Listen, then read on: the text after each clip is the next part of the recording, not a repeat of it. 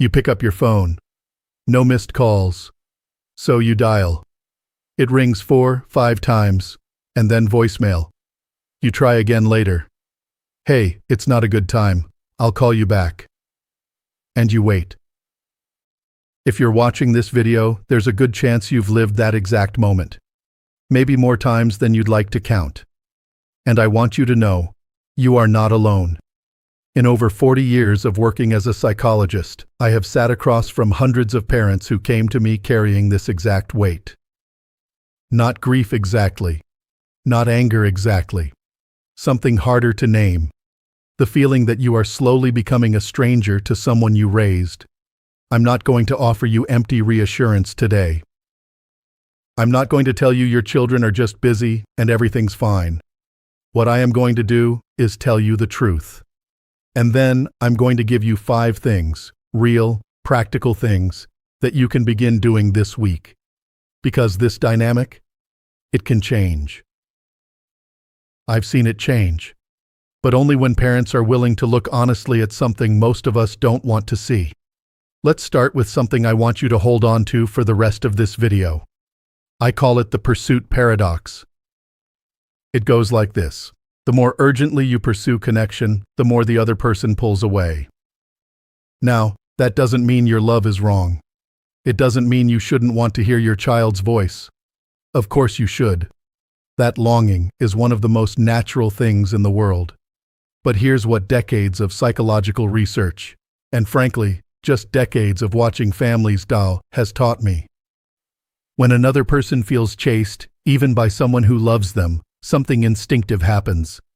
They create distance. Not necessarily consciously. Not because they've stopped loving you, but because the human nervous system responds to pressure by pulling back. It's the same dynamic you see in romantic relationships, in friendships, in therapy. Push too hard, and the door closes. And here is the painful irony. The parents who call the most are often the ones whose children pick up the least. This is not about blame. It is about pattern.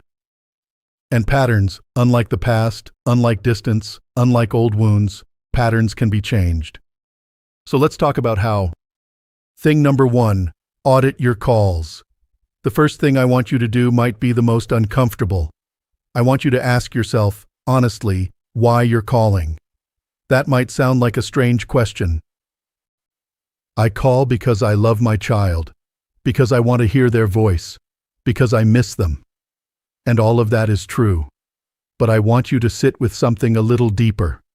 Are you calling to connect with them, or are you calling to calm yourself down? These feel identical from the inside, but they are very different from the outside. When you are calling because you are anxious, lonely, or afraid of the silence, your child doesn't hear love. They hear urgency. They hear need. And over time, they begin to associate your number on their screen with a certain weight, not because they are cruel, but because they are human. I ask parents in my practice to try what I call the 24-hour pause rule. Before you reach for the phone, especially if you've already called once today, stop. Ask yourself, is this about something that genuinely needs to be said right now, or am I trying to manage my own discomfort? If you're honest, you'll find that a surprising number of calls fall into the second category. And here's the gift hidden inside that pause. Every call you don't make out of anxiety makes the calls you do make more valuable. Your child starts to notice. When mom calls, it's worth picking up. That shift, from obligation to anticipation, is everything. Fewer calls. More connection. That is thing 1. And it sounds simple. But I promise you, it is not easy. It asks you to sit with discomfort instead of reaching for the phone. It asks you to trust that the relationship can hold some silence. It can. Thing number 2, change what you say in the first 30 seconds. Now let's talk about the moment the call connects. Because I have noticed something, and you may recognize this in yourself, there's a very common pattern in how parents open a phone call with an adult child. It sounds something like this. Oh, finally. Where have you been? I called 3 times yesterday. I was starting to worry. Why don't you ever call me back? You know I sit here all day. I don't say this to shame anyone. I say it because I understand. That opening is born of love. It's born of missing someone. It's born of fear. But listen to what your child hears in those first 30 seconds. They hear obligation, guilt, pressure. They hear that answering your call comes with a cost, the cost of managing your feelings before they even get a word in. And the brain remembers that. Next time the phone rings, the brain says, brace yourself. Now imagine the call opens like this instead. Hey, I was just reading about that restaurant in your neighborhood and I thought of you. Are you still into Thai food? What do you think about that new place? Or, I heard something funny on the radio today that made me think of that trip we took to Yellowstone. Do you remember that? What year was that? Do you feel the difference? One call leads with your need. The other leads with them. I tell parents, lead with their world, not your worry. Ask about something in their life you genuinely want to know.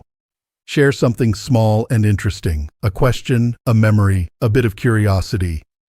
Make the first 30 seconds feel like an invitation, not a summons. This one change, just the first 30 seconds, can transform how your calls are received. And over time, it transforms something even more important, how your child thinks about you when your name appears on their screen. Thing number 3, create reasons to connect, not just check-ins. Let me ask you something. When your child was young, really young, did they ever come running to find you just to tell you something?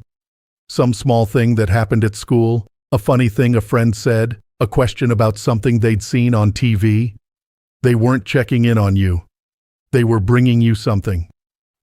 That impulse, to share, to offer, to bring something to the relationship, is one of the most natural engines of connection there is. And here's what I've observed. Somewhere along the way, many parents stop doing that. The calls shift from bringing something to seeking something. Are you eating well? How's work? When are you coming to visit? These are check-in calls.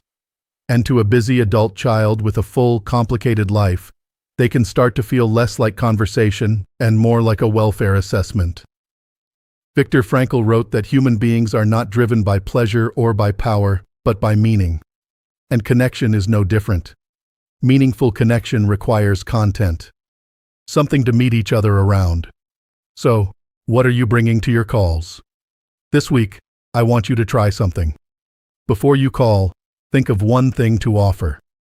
A story from your day. Something small and specific that happened. A genuine question you want their opinion on.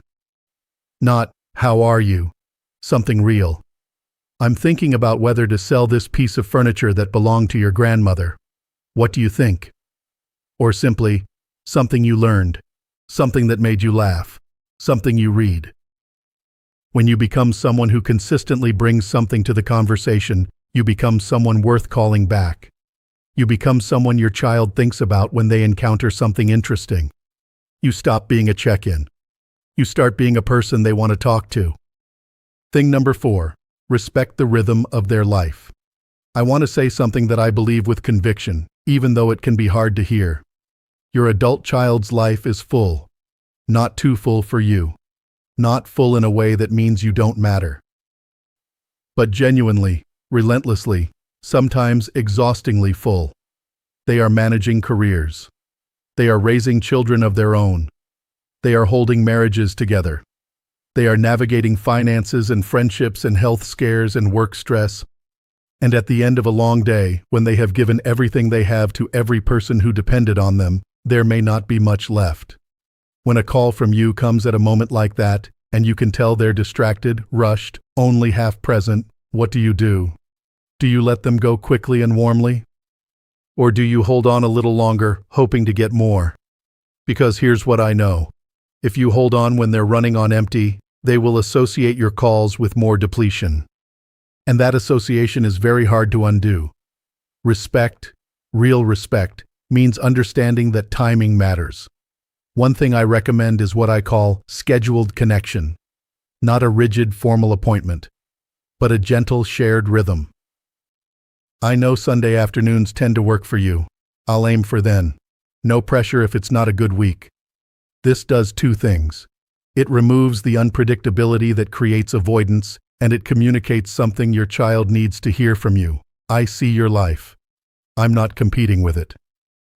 Psychologists who study attachment patterns have long noted that anxious attachment in parents, the kind rooted in fear of abandonment or rejection, tends to activate a distancing response in their children. Not out of cruelty, out of self-protection. The antidote to anxious pursuit is not more calls. It is, counterintuitively, more trust. Trust that they will come to you. Trust that the relationship is strong enough to hold some space. And here is what I've seen happen when parents genuinely begin to practice that. Their children call more, not less. Because it is safe to call when you know you won't be made to feel guilty for calling too late, or not enough, or at the wrong moment. Safety is what brings people home. It always has been. Thing number 5, build a life that makes you interesting to call back. We've arrived at the 5th thing.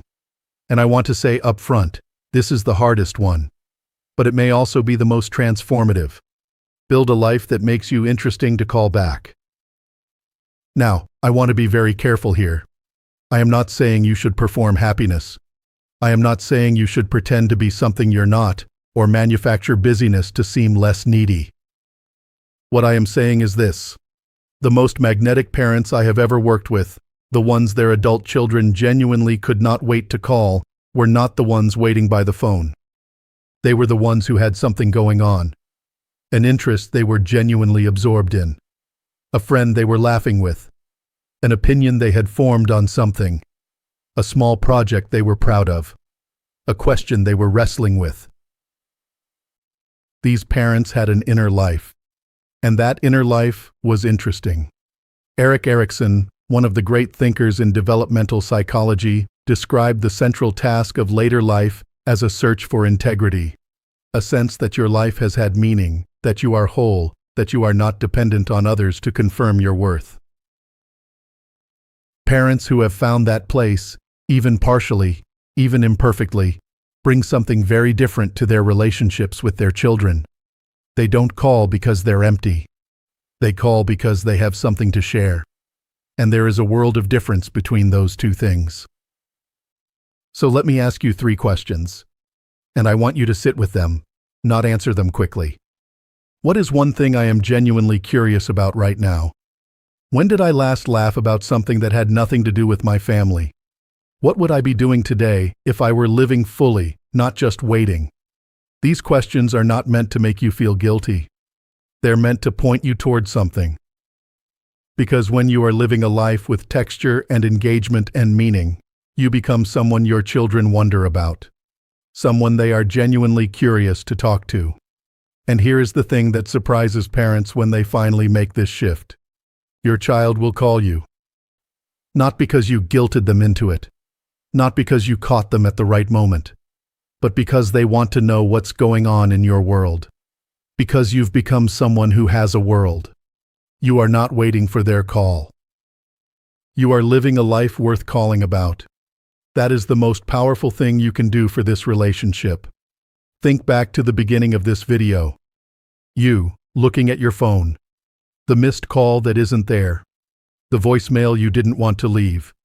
The quiet that felt like distance. I want you to come back to that moment with me now, but see it differently. That phone in your hand is not a verdict on how much you are loved. It is a signal that something in the pattern needs to shift. And today, you've taken the first step. Let me bring it back together. Thing 1, audit your calls. Ask whether you're reaching out from love or from anxiety. Practice the 24-hour pause. Thing 2, change your first 30 seconds. Lead with their world, not your worry. Make picking up feel like an invitation. Thing 3, bring something to the conversation. Stories, questions, ideas. Stop checking in. Start showing up. Thing 4, respect the rhythm of their life. Trust the relationship enough to leave space. Let predictability be a gift. Thing 5, build a life that gives you something to say. Get curious. Get engaged. Become someone worth calling back. The goal was never more calls. The goal was a real connection. One where your child picks up not because they feel they should, but because they genuinely want to hear your voice. That kind of connection is possible. I have watched it happen, again and again, late in relationships that people had all but given up on. It begins with you, not with them. And it begins today. If this resonated with you, I hope you'll subscribe to Strong Elderly Life. Every week we explore the real psychology behind the relationships that matter most, family, connection, and what it means to live with depth and dignity after 60. Next week we're going to talk about the other side of this coin, what it means when the silence isn't a pattern, but a choice your child has made. And what, if anything, a parent can do when they're not sure they're still welcome in their child's life. That one is harder. And I think it might be one of the most important conversations we've had on this channel. I'll see you then.